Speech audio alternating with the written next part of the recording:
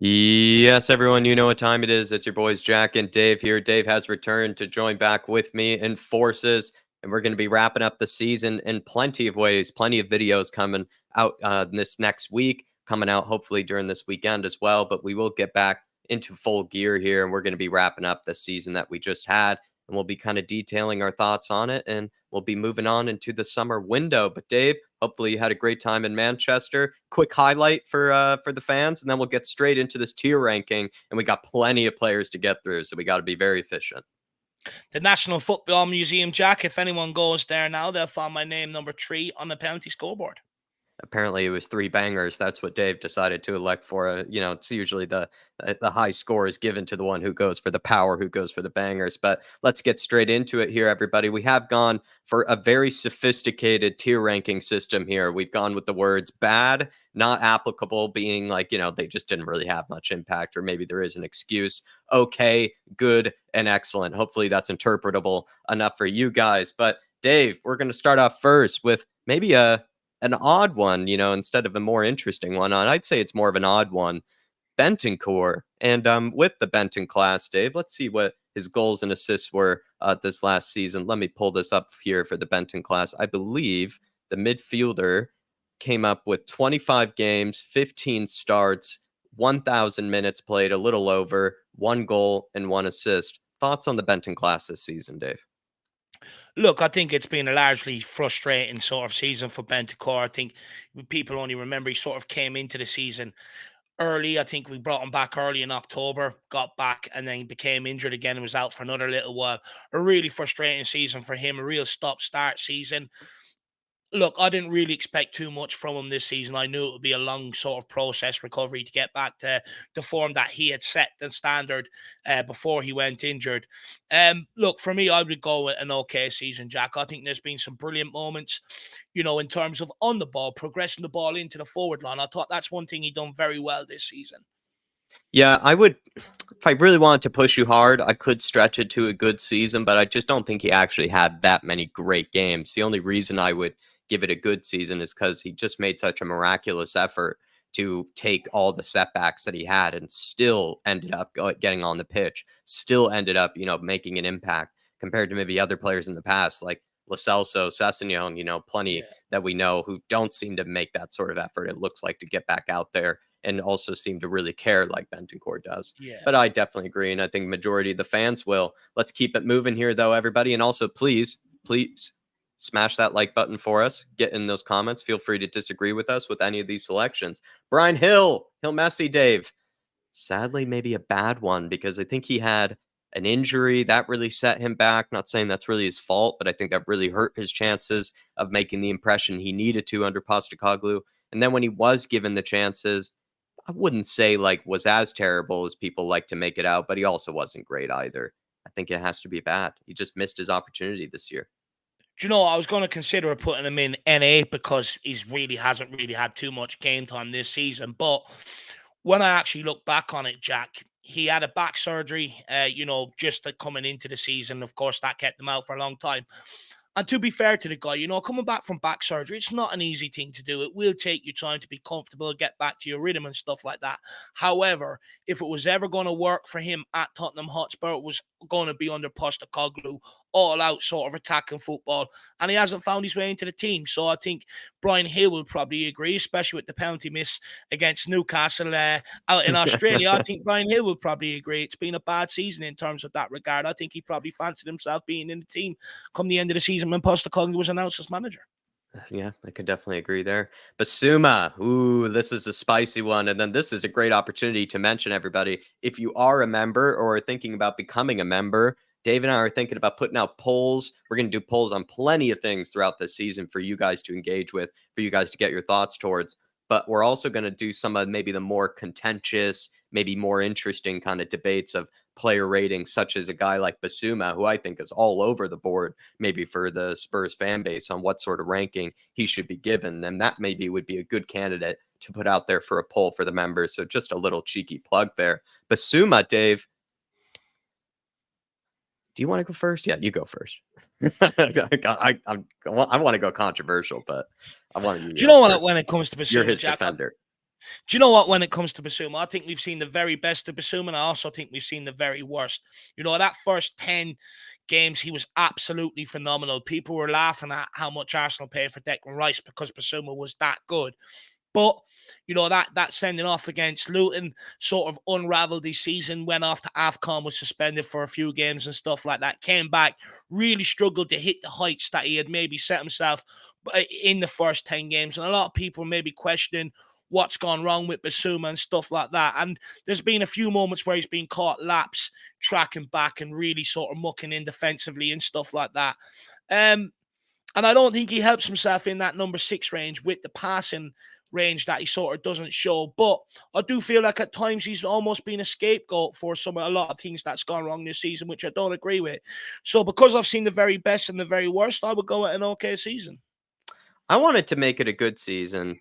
I don't Why? have many great reasons to, but I just feel like the issues that people have scapegoated him with aren't really, I think, entirely his fault. I think we have Fair. put too much onus on Basuma to make everything happen when he is absolutely doing plenty of his own duties and plenty of his own job. And I think other players in the midfield are the ones that aren't really doing the most, let's say, or actually contributing as they should be. I think Madison would, at least for me, be a prime example. And I think a lot of the creative responsibility was kind of being shifted onto Basuma by a lot of the fan base for kind of some of our problems in midfield. And I just think it was more maybe other players in the midfield that really could have bared a bit more responsibility for it. But Basuma, It's a fair point. I don't really have too many good reasons though to make it, a good season. I definitely wouldn't call it a bad season. Would never go that No. far. I think that would be very harsh. So I'm going to put it at okay, not to go that controversial. Maybe if I had gone first, I probably would have put it at good. If you were to look at his season though, just in general, 28 games, 26 starts, no goals, no assists, over 2,000 minutes played. Maybe for another video, I'll explain with those no goals and no assists why I actually think he still wouldn't be that great even as number 8. I just don't think he actually offers that kind of goal scoring threat that you would need if you were to play as kind of a box to box number 8. But that's for another video and another time. Cootie Romero. I think this one's easy, Dave.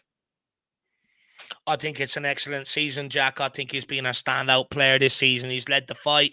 There was a lot of talk earlier on in the season after sending off against Chelsea. I think many people fell for Gary Neville and Jamie Carragher's spin on justifying the sending off, but have since maybe revised, their initial thoughts on that when other evidence has come to light in other games where maybe players have done the exact same thing or worse, and have not received any sort of punishment for it.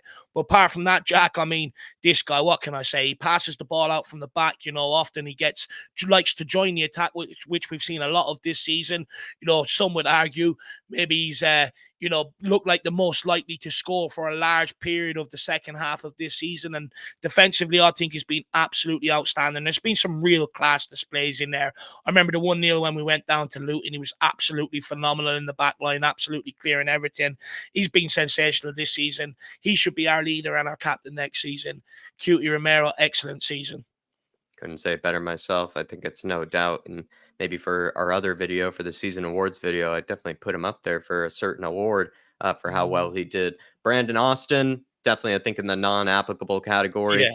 He sadly, I think, kind of hurt himself also in that Newcastle game. I don't think he did too well with that parry that led to the goal that they scored. I can understand though why it wasn't easy for him. It was really fired at him, but didn't do too well with it. Kind of just made it pretty much an easy assist for Isak. I wonder if he did well though in his pickup basketball that he seems to enjoy though this year. Maybe he did a little bit better in that regard. Oliver Skip. I want to kind of say similar to Brian Hill when you say like he has to take, he has to impress Postecoglou. Obviously hasn't, because when there have been moments, to have a full bench or close to a full squad or whatever, he's actually left Skip out, kind of like with Brian Hill. So I think it's a bit of a similar story. No injuries that I can recall. Maybe there was one that I'm not remembering. But Dave, yeah, wouldn't you say like a kind of a bad season, sadly? The way I'm going to weigh this one up, Jack, coming into this season, everyone wanted rid of Højbjerg and wanted to keep Skip. He was the future.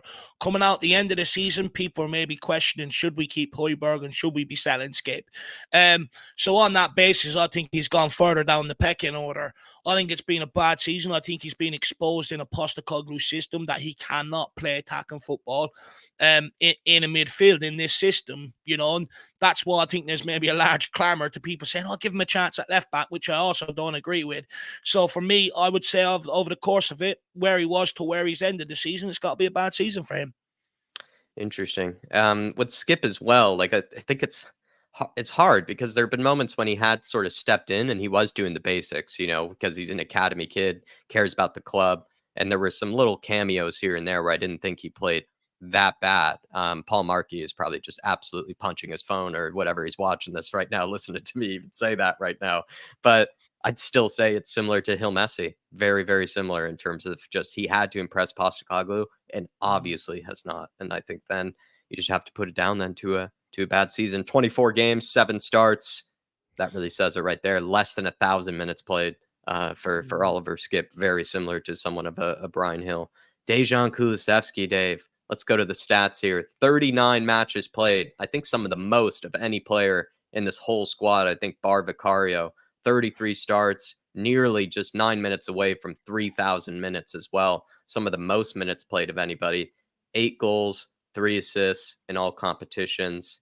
Kulusevski.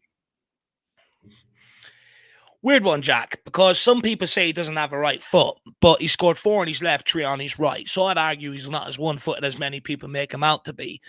I also argue, when they got the run that they wanted Brennan Johnson to get, there was a large clamour to get Kulusevski back into the team to hold up the ball. Also, let's not forget, Postecoglou finally done what I suggested to do months ago.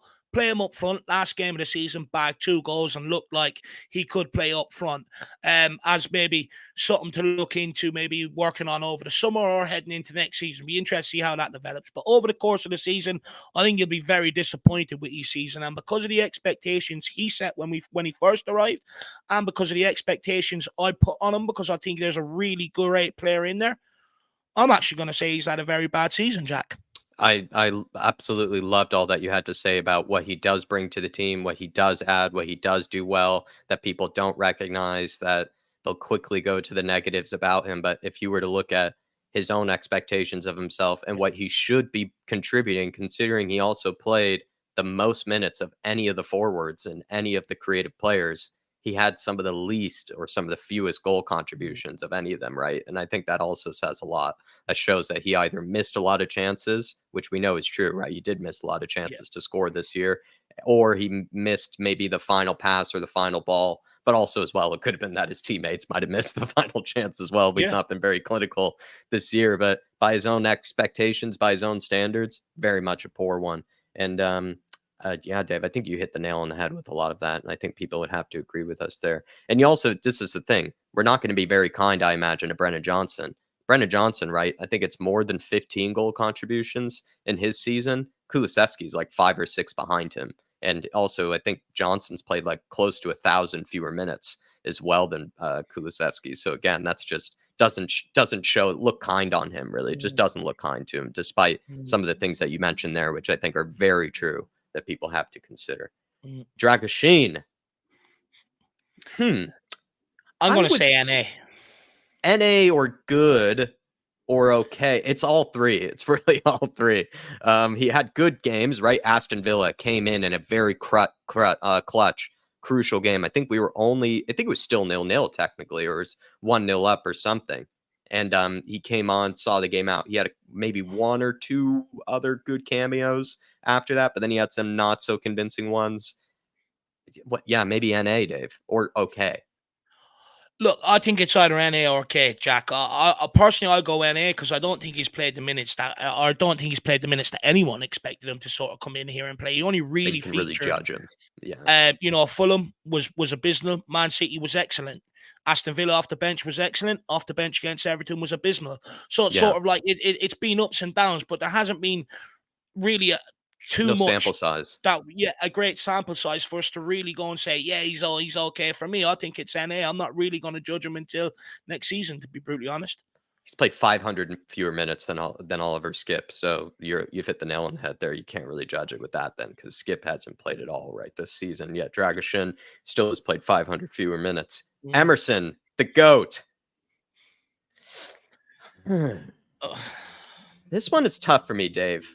I'd say okay or good, because he stepped in during that period where we were out with both center backs. And I think he played very, very well during that period. He played as a right back occasionally, played as a center back, certain moments played as a left back against Wolves and other games against Crystal Palace where I thought he did okay. I just think like there are times when Emerson just needed to do a job, fill in a hole, fill in a gap, just sort of be a body there. And there were times when he actually even exceeded some of our expectations, I think, playing in those positions. I think that more often happened when he was playing as a center back or when playing as kind of as a right back. And I think I'm going to say something similar about Ben Davies, actually, when he kind of gets his call, because I think he played quite well as a center back for the most part, too. Emerson, I dare say, played slightly better during that period, too, than Ben Davies. So I'm going to lean towards an okay or a good. It's just that he also had some shockers as well. Like, we can't forget that, too. Emerson does come with his shockers every now and again. Look, I think for a large part of the season, Emerson actually had a good season. I think when he was asked to fill in at right back, he's come in and he's been solid defensively. I think when we asked him to fill in at centre back, I'm going to disagree with you when it comes to Davies. Emerson done a miles better job than what Ben Davies has, and he's had less experience playing at centre back than what Ben Davies has, may I add. However, come the end of the season, he became a bit of a problem down that left-hand side, but being played out of position. And I don't think, when people criticize Emerson, no one will take into account that he was moved out of position, and sort of was found out. And I think that's very harsh on the guy. But I'm going to go with an okay season, Jack, because I feel like if he was really going to have an impact going forward on this football club, I think this was the season to try and get in there. And I think he still comes out the back of this season as a backup player. So for me, I'm going to go okay season. Had he played well at left back during those couple of games, even just okay, right? Let's say he just wasn't a liability during those games like he was. I think you could have given him a good season. I would have given him a good It season. would have been hard to then write him. It would have been hard to write him off then. Really would have been. Yeah. But he was a liability during those games. And I agree with you. Not his natural position. He played every position across the back line. Every position. But that was the one he did let us down. He did let us down. And yeah, I think that sadly downgraded him to an okay. I think I agree with that. Lo Celso, similar to Skip, similar to Hill, I'm going to give it a bad season because he had an excellent opportunity to get his minutes when James Maddison was injured. Played 1 or 2 games, played actually all right in those 1 or 2 games, got 2 goals and 2 assists in only 600 minutes, got 2 goals and 2 assists, then just gets injured and you can't ever play him again. And I think then something happened after that between him and Ange, because Ange, even when he returned back from injury, never seemed to fancy him, never seemed to like him, never seemed to want him. Whereas before, kind of maybe in that earlier mid-season, beginning stage of the season, not saying he loved Lo Celso, but I do think he had at least more trust there that he could trust him and use him. But towards the end of the season, he's clearly given up on him. So similar then logic to Hill and Skip for me then, Dave.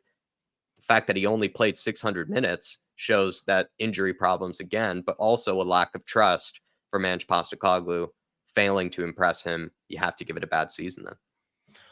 I take into account why you say it's a bad season. I'd argue it's a bad season if people had expectations on him. For me, I'd actually go NA because I had zero expectations. That's even harsher. I've been saying all season, this is how the season is going to pan out. Don't expect anything from Lo Celso because he's not going to give you anything.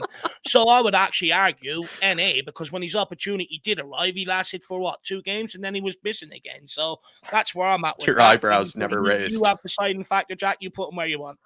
That's hilarious. That's even harsher than what I was. I thought I was going to be harsh by giving him bad. I think you went harsher by doing that. It's like you never even had one Carlo Ancelotti eyebrow raise at any stage with Lo Celso. You were never impressed at any point. I'm going to leave it there. That's just very funny. James Maddison, Dave. Okay or bad? I'm going to say okay or bad. I'll go first. Look, I've been a huge critic of Madison again, only because I think there's a much better player in there who can dictate games a lot more for Tottenham Hotspur. However, I do think not having an out and out striker fit for the whole season has affected his game to a degree. I'd make the same case for Johnson, sort of more so Kulu and Sonny as well when they're playing out wide, that when you don't have that natural target man to offer you that different sort of approach, how to break down the opposition, I think it can affect your game. I think, look, I would go with an okay season. Because I have such expectations on him, I would probably I would be leaning more to a bad season. But then again, I have to take into account it is his first season at the club. He still did get some goals and assists, but I will say I expect a lot more from him next season. So over the course, I think first 10 games, I thought he was absolutely excellent. Since then, it's tailed off. So I would go an okay season as well. I'll put him in the same bracket as Basuma. That last sentence you said there is exactly what I feel about him. Thought he was brilliant in the beginning of the season. That first 10 games really tailed off towards the end since he came back from Mhm. injury. Was not the impact player we needed him to be. Still, though, his first season, don't I have been really harsh on him, probably like you have. But now that we're kind of all wrapped up, things are done. I'm going to look at it with a bit more of a bird's eye view. And yeah, I'll give it an okay as well. I think that was very well summarized there, Did he make Davo. the squad for the Euros? The pre Gosh, did he? I don't think he did. I don't think he did.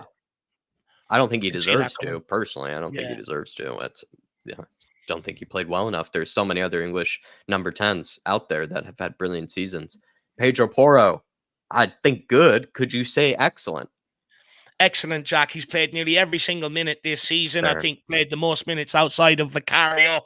In terms of he's been one of our best creators and he's also been one of our best goal scorers. And defensively, he's improved and has actually been a lot better than what many people maybe expected or thought he would be coming into this season. There's a lot of questions Very around true.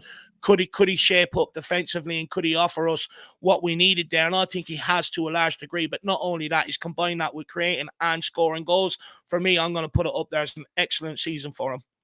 I think I'm remembering a stat now when I do look at it. I think he has 4 goals and 11 assists, it looks like, in or 4 goals and 7 assists in all competitions this season, which then puts him, I believe, Dave, as I think it was something like, at least in the Premier League, the one of the highest contributors of any fullback, I think, bar Yeah. like one other player this year. So I think it just has to be an excellent season. And he Let's. really didn't have too many moments that I can really. There Mhm. probably was a couple where he didn't do too great defensively, but he has been leaps and bounds better. So Mhm. you have to give it excellent.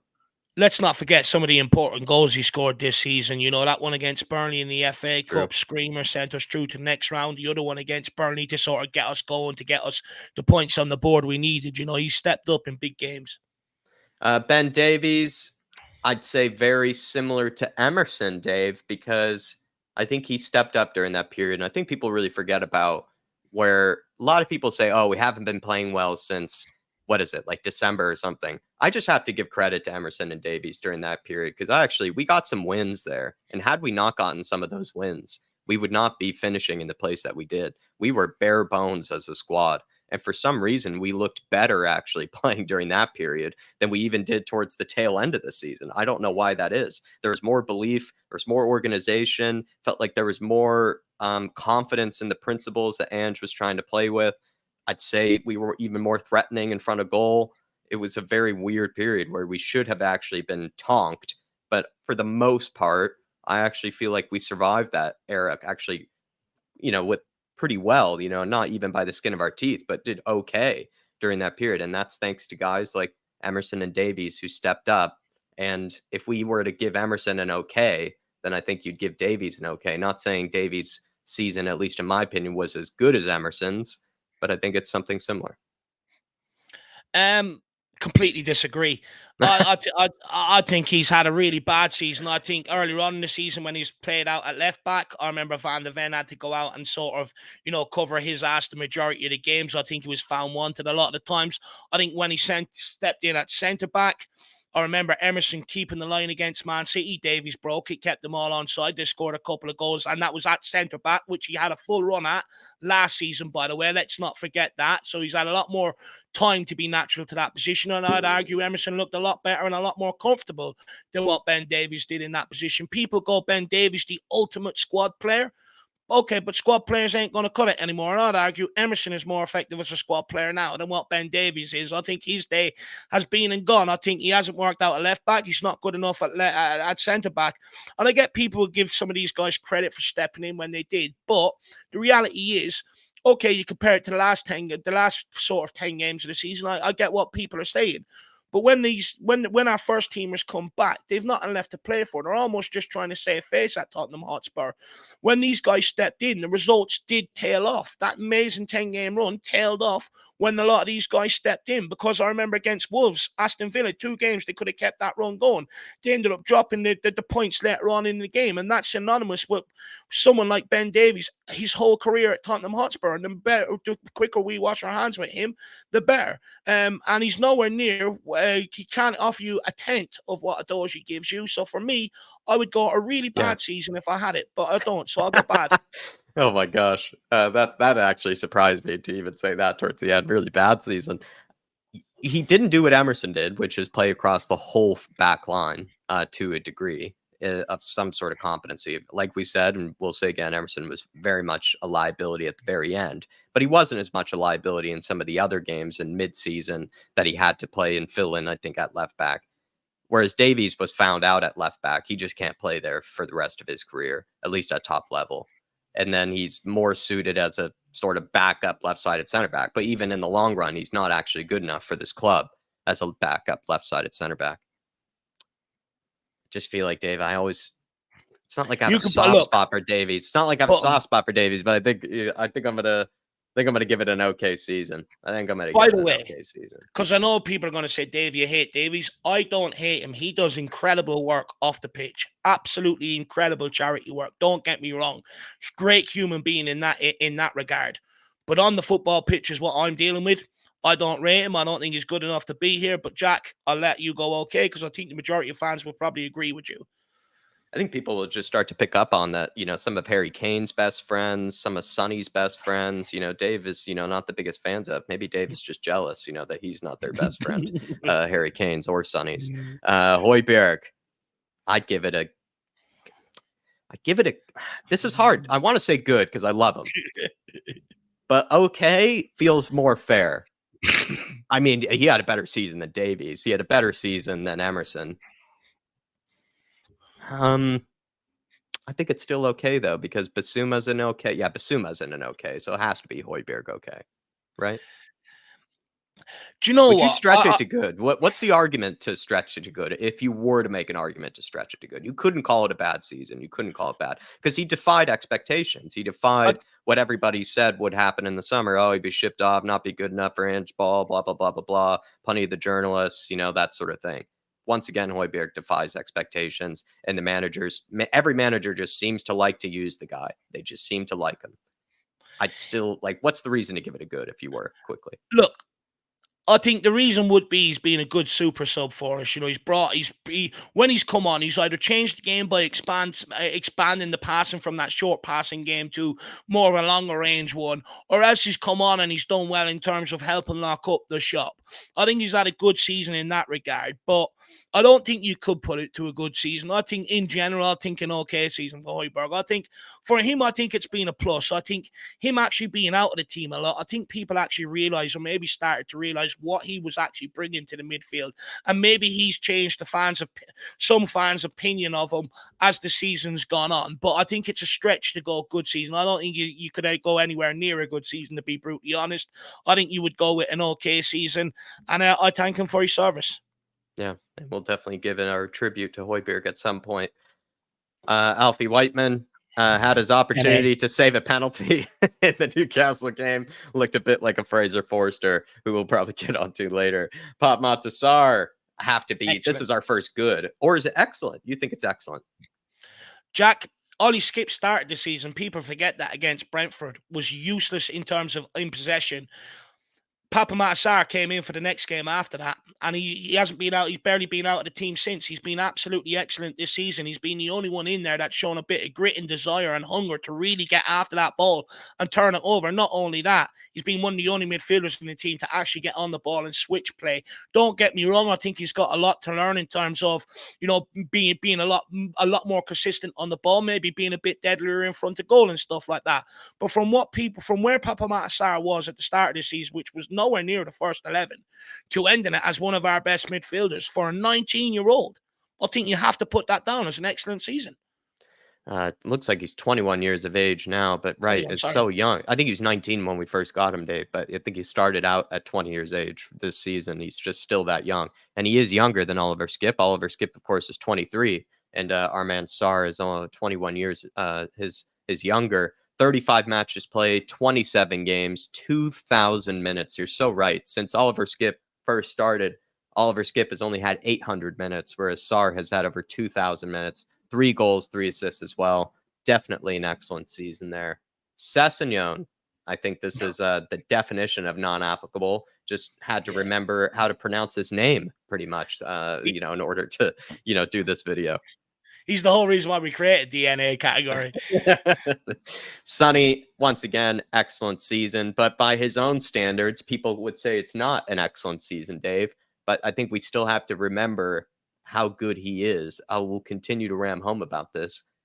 The 17 goals and 10 assists he had in all competitions, I do think I'm going to still check it another day, but if I have my math correct, he's in the top 5 or 6 contributors in terms of goals and assists combined of all the Premier League players this season. So if you're in the top 5 or 6, I think that still means you had an excellent season. Look, I think when you look at Sonny, I think there has been a period there maybe towards the end of the season where he wasn't living up to the standards that we expect of him.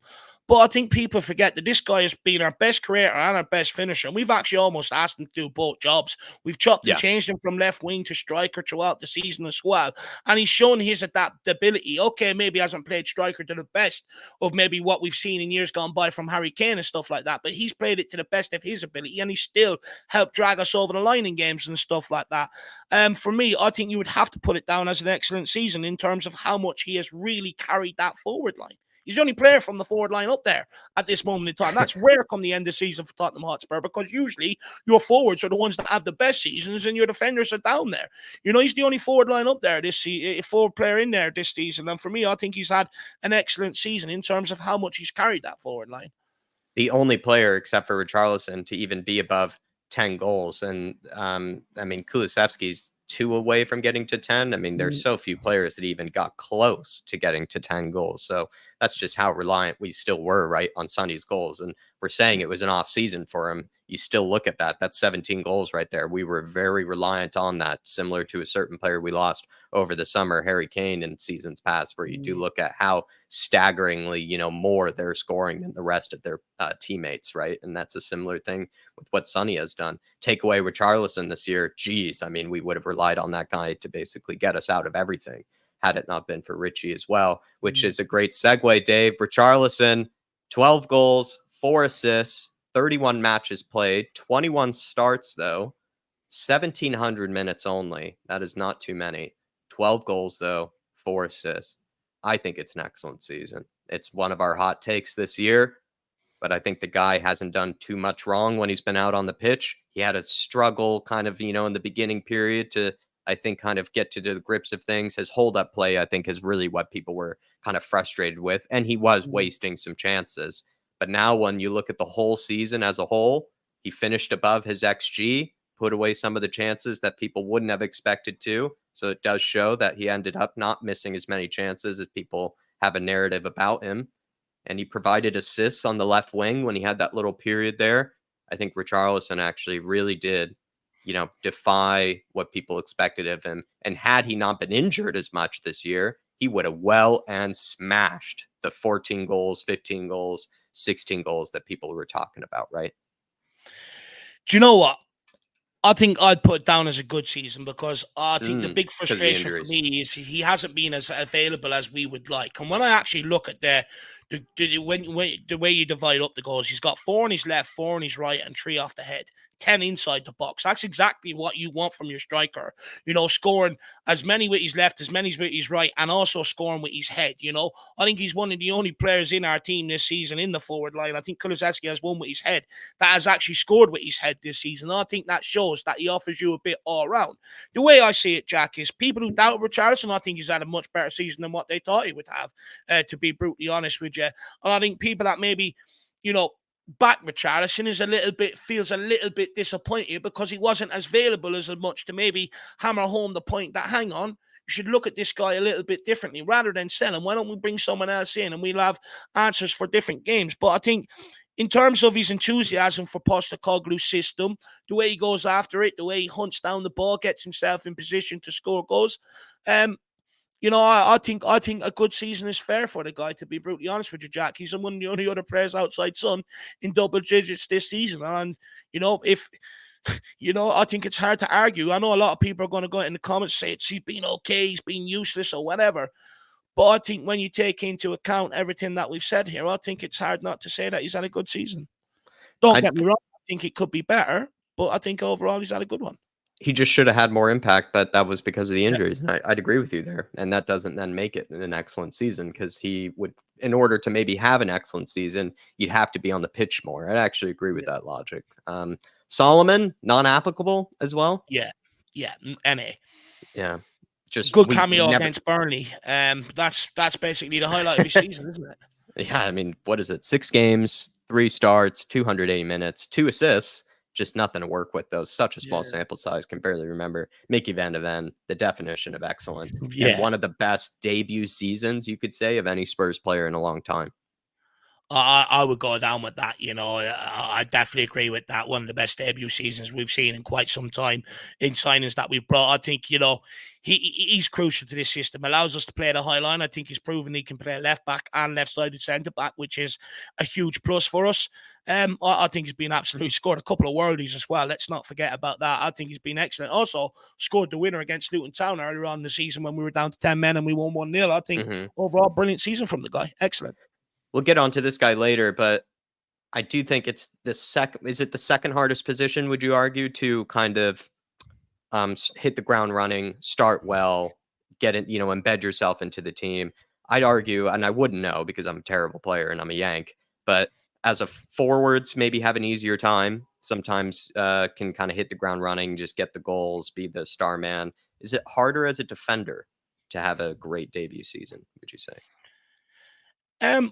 I think it depends what situation you're walking into, Jack. I think the situation he was walking into, I think it was a blessing in disguise, but also, a very daunting task. The reason why I say it's a blessing in disguise is because he couldn't do any worse than the guys that were ahead of him from the seasons before. But also, it was up to him to come in here and try and see an improvement, especially in terms of on the ball, but also the defensive numbers. And I think he's been absolutely excellent. The ground this guy makes up to get back and make recovery tackles and stuff like that. I think the only really bad game he has was the Newcastle game, which I'd argue he should never have got that booking that earlier on, which affected the rest of the game. But I think, look, overall, I do think it is harder for a forward to come into a team, especially if it's a team that's struggling to score goals. You're the guy, the big money sign and everything else. But outside of forward, I think centre-back is the next hardest position. And I think he's adapted to it like a duck to water. Yeah, I feel you there. Timo Weenie, I'd say it was okay for me, Dave, because I think, I'll say it again, I'll say it 1,000 times. The expectations for him for a lot of people were quite low. And I think the troll accounts were getting ready for, a ton of footage and a ton of business. They definitely got there is because Timo will always provide the content for a bit of trolling and things like that. The fact that he's still, though, let me look at it, less than 1,000 minutes, 899 minutes played, 11 starts, 2 goals, 3 assists, I think is okay. It's not good. It's not great. It's not excellent. But I think he did okay. I think he helped out. He chipped in during that period when Sonny was out. And, it just was an okay job. An okay job. Do you know what, Jack? I reflect on the season with Timo Werner, and my expectations were so low coming here when he was coming here. And I think he sort of got involved in games, or maybe had a bit of an impact in games more than maybe what I initially thought he would. However, he had a lot of big moments that he spurned. So, when you look at it, he came here with basically an opportunity to be at Tottenham next season, either as a striker or as a winger. As a striker, is he going to be the guy? No. Has he answered that question? No. As a winger? No. For me, I'll actually go bad season, to be brutally honest with you, because I don't think he's done anything to put himself in the market for Tottenham or any other club at that, as a matter of fact. But Oh. look, we'll leave it out. You leave it out, okay. You can have the final call. People can cane you for that one in the comments when they see him at okay. But, for me, I don't think he's sort of done anything to make Tottenham Hotspur take that buy option. No, that's fair. And then which is why I would put it at okay. I don't think you would take up that buy option if he had an okay time. Um, I just feel like he's earned himself a move to Bournemouth or to Wolves, Dave. And so I'd say that's the definition of okay for me. He's earned himself a move to Fulham. Udoji, excellent. Another excellent debut season. Maybe had one or two kind of blips, I think, in possession or defensively, but the guy's just been a revelation as a left back. Easily one of the best left backs I've probably seen in one season at my lifetime at Spurs. I don't even need to see any more seasons. He will be one of the best I think I will ever see, next to probably maybe some of the times of Gareth Bale and the likes of Danny Rose, but not too many to really work with, at least during my time as a Spurs fan. So he's definitely going to be likely the best I'll ever see. I mean, Dave, an incredible player, a revelation. Look, the way this, Paratici's yeah, golden. Look, the way this guy has took to Premier League, Jack, has been unbelievable, especially at left back. It's been a huge problem of ours this season. Before, underneath Antonio Conte, down that left hand side, we were shelling goals, and he locked that up for the majority of the season. I think it was only the last maybe 4 or 5, I think maybe 6 games before he went out injured, where it really sort of, we were maybe shipping more goals down there than what we were used to seeing. But for the large part of this season, he's been absolutely excellent. And he's also been heavily involved going forward as well. I would like to see him maybe be a bit more braver when he gets into the final third, Jack, but I think he's had an excellent season overall. And I think when he went out injured, I think we've seen how hard it has been to actually replace what he brings on both sides of the game. So that highlights how good of a season he's had. Absolutely. I think he will be just better and better each and every year, and we'll be lucky if he never ends up going to the Los Blancos, to the Real Madrid, because that's the sort of quality that I think that guy really is. He reminds me of a Marcelo, an Italian Marcelo, but actually with more power and even more kind of just different dynamics to his game, actually, that make him more unique. Fraser Forster, I'd give it a NA. non-applicable as well. Of course, didn't do too well in that that Fulham game that people still try to reference, but I think it's an NA. Vicario, excellent as well, Dave, and I think he's just done. I could rant forever about what that guy's done.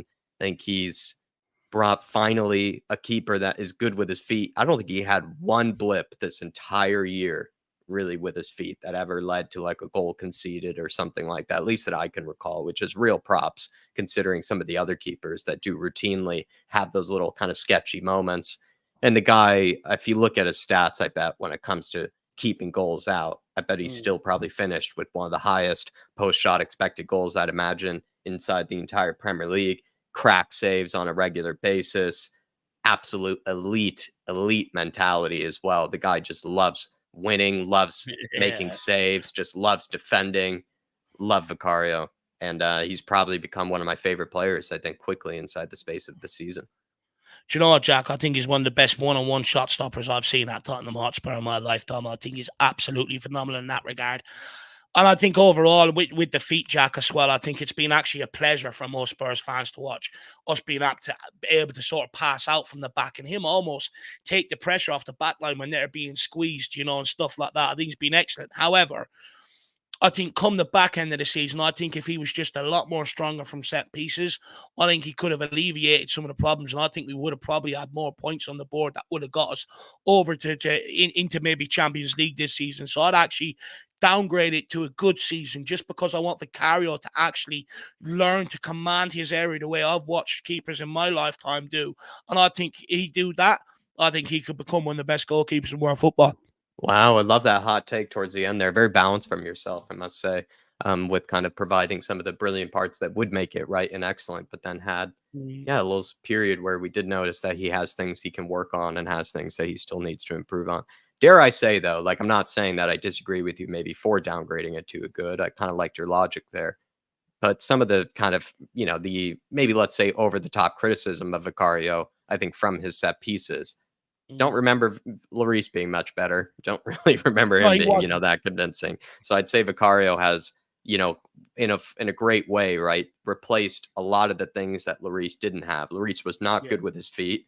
He was also losing that sweeper keeper ability that just wasn't there anymore. And then two, I think Vicario just has better, one on one, reflexibility, yeah, than Lloris does, in the last kind of years of his career. But what they both probably share is not being very confident and not very convincing yeah, from set pieces. You could say as well, and that's something yeah. he definitely needs to work on. I agree. And Dave, this is kind of hilarious because this is someone who we've probably been like James Madison very, very harsh on this year. And so it's actually great that we saved it towards the end because maybe people have tuned out by now, so they won't hate us. Brendan Johnson. Um, I Here's the thing. Because I've been so harsh on him, I think people want to think that I'll give it a bad. But you look at the numbers of 5 goals and 10 assists, which is I think 7 more goal contributions than Kulusevski, with more than 1,000 minutes as well, fewer played. A lot of those were more as impacts. I get it, but I think I just have to give it an okay season. I think he's been very, very, very, very frustrating. Probably of that whole list of okay players, probably the most frustrating of them. But I think at the end of the day, I kind of it's stupid because I think stats, this is one of those where a lot of people just point at the stats and say, "See, you can't call it an okay season because you have 5 goals and 10 assists." It's like, no, I will call it an okay season because it definitely was. Dare maybe bad, but if I went to bad, I don't know. Like, Kulusevski's in bad, Dave. I'm just ranting, and now there's a siren, so you take over.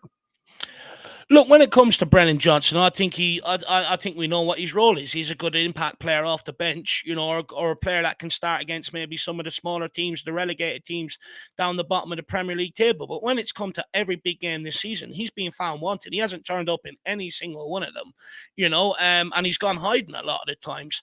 And for me, I think he needs to have a huge mentality shift. Look, I agree with you. It sort of is hard to put him down in the bad, especially because it is only his first season at Tottenham.